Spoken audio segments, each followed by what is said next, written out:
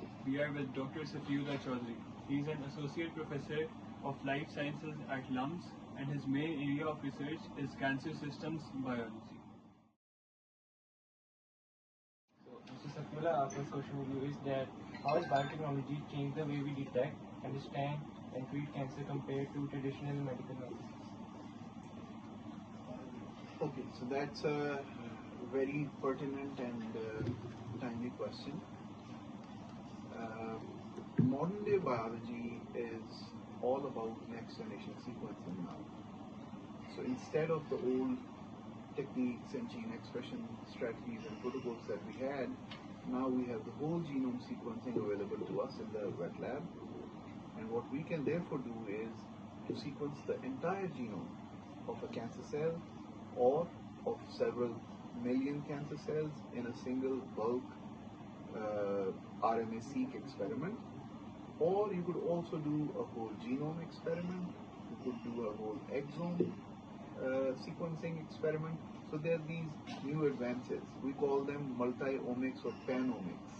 Yeah, so you have genomics, transcriptomics, proteomics, lipidomics, metabolomics, microbiomics, and so on and so forth. So all of them together is the state of the art, the latest technology that we have in biotechnology towards investigating cancer that we have in the hospitals.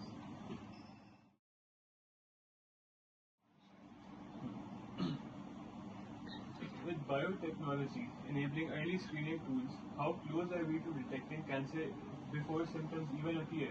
And what challenges still exist?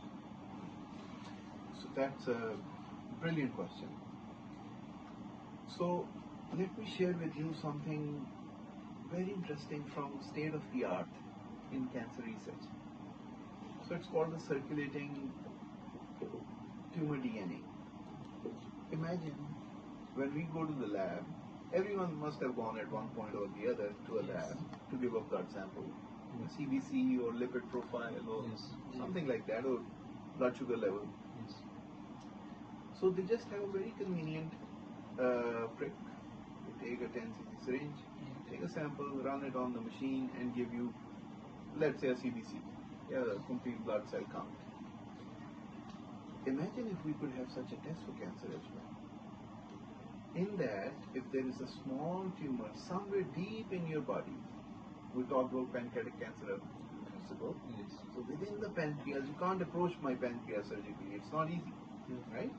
So how convenient it would be if I go to the lab, you take a blood sample from my vein, and you run it on the machine, and it can tell you, Safee, you have circulating tumor DNA in your blood.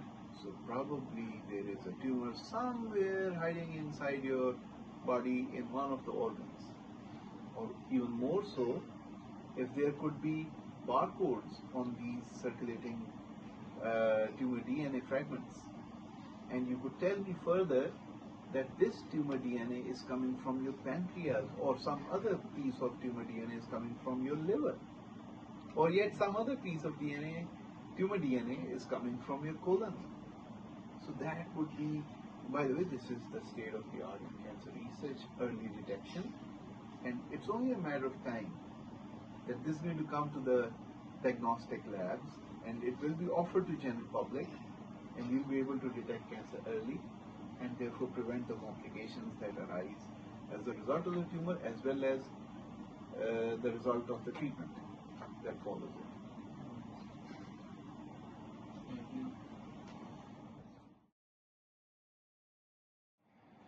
Now, could you share some promising breakthroughs or ongoing research in cancer biotechnology that you think could revolutionize treatment in next years or decades? Sure. So, if we get a molecular level resolution on a patient's tumor or cancer, then we can address that tumor or cancer in a very particular way. For example, earlier the level of resolution that was available in the lab was just that an individual has a tumor, so it's a lump, and that's all you see as a clinician, as an oncologist, and that's not enough.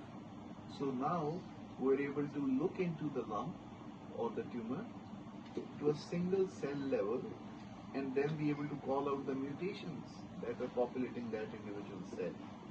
Now, if you can do that, you can counteract those mutations through targeted therapies and therefore have a precision therapy of that particular tumor. And that's why it's aptly named precision oncology. Moreover, it doesn't stop there. So every cancer patient is different. Even though you might all have the same type of cancer, let's say pancreatic cancer or colon cancer, God forbid. Yeah. But each one of you, your tumor would be different at the cellular level. And now, as I just told you, you can study the individual cell level mutations for an individual patient. You could therefore also design personalized therapies for cancer. That this particular patient requires A plus B, another patient requires P plus Q, another patient requires another different target therapy combination, let's say X plus Y plus Z. So in that way, you could prepare cocktails of target therapies and use them to address tumors of an individual in a very personalized way. So what's the benefit of that? So the earlier chemotherapeutic, approaches are one size fits all. Of course, it does not work, and that's why we have not had a perfect solution to cancer. But with the target therapy, with precision oncology, and then personalized therapeutics, the proposition of solving cancer, I think it's very close. And probably you people in your future, when you become life scientists, inshallah, will probably have the opportunity to bring miracles. In your opinion, what role should young people or youth play in spreading cancer awareness and promoting healthier lifestyle? Okay, it's a very pertinent question because I have all the young men in my country sitting in front of me. So cancer is not a random disorder. Yeah? We call it a disease of the old. Of course, there are pediatric cancers as well, but they're very few. I mean, cancers of young people. They're very few in number as compared to the cancers of advanced stage. So essentially, cancer is the disease of the old. Now, if you grow old early or if you grow old late, I hope this is understandable, then the onset of cancer will be according to that. Let me just elaborate a little bit. For instance, if we take a lot of sugary drinks, lots of fast food, junk food we call it, literally junk, and if we have a sedentary lifestyle, we don't go for a walk, or perhaps we don't wear a mask in the environment as we have these days, winter smog. So it's going to expose our lungs and our gut and our liver to these insults from the environment and from the food that we take. So we're going to age quickly. So you're all boys, you must all be loving cars, right? So let's all buy for each one of us a new, which car do you like? Mercedes. Mercedes, okay. So let's all have one Mercedes each for every one of us. And let's meet after 30 years of driving that car. It's supposed to last 100. And I tell you in advance that in 30 years, if I use that car properly, get it properly maintained, it's going to be as good as it was on the first day. While one of our friends could probably use it in a rough manner, not maintain it properly. Instead of 30 years, he's going to sell it to the, scrap yard in 1 year. Do you agree to both the possibilities? Yes. The same is the case with our body.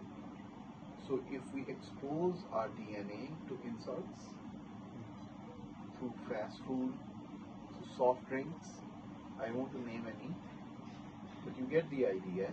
Yeah? It's not good for him. Plus, deep fried foods, polymerized long chains of these hydrocarbons, It's pretty bad for your gut health. Yeah. We like the taste, but it's bad for our long-term health, and therefore you age faster. How many of you have heard about telomere shortening? Do you know telomeres? No. Okay, so you should go back and see what are telomeres. They are repeats at the end of your chromosomes, and with every duplication, every doubling of the cell, or every mitosis, these telomeres, they start getting shorter. So if they are really short, it means the ages, the doublings are too many. Yeah? So we don't want to have that case. So that happens when you have a rapid proliferation of cells or DNA insult or things like that. So lifestyle is very important. It's central, and since cancer is the disease of the old, you don't want to get old quickly. Yeah? So think about it.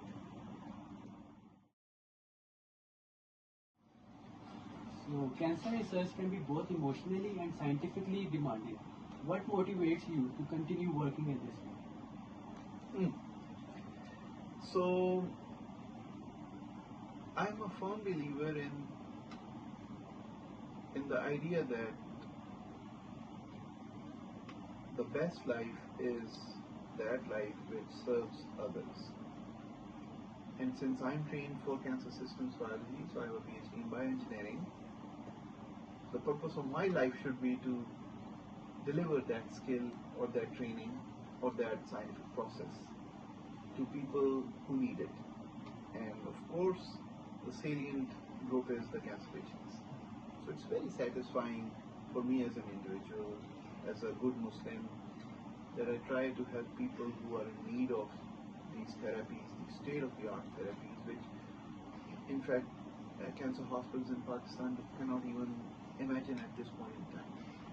So it's really rewarding to feel that you're part of this next generation of cancer therapies, and perhaps one day we could have Pakistani drug regulatory agency approving these combinations for our own people. So I think that's perhaps the purpose of my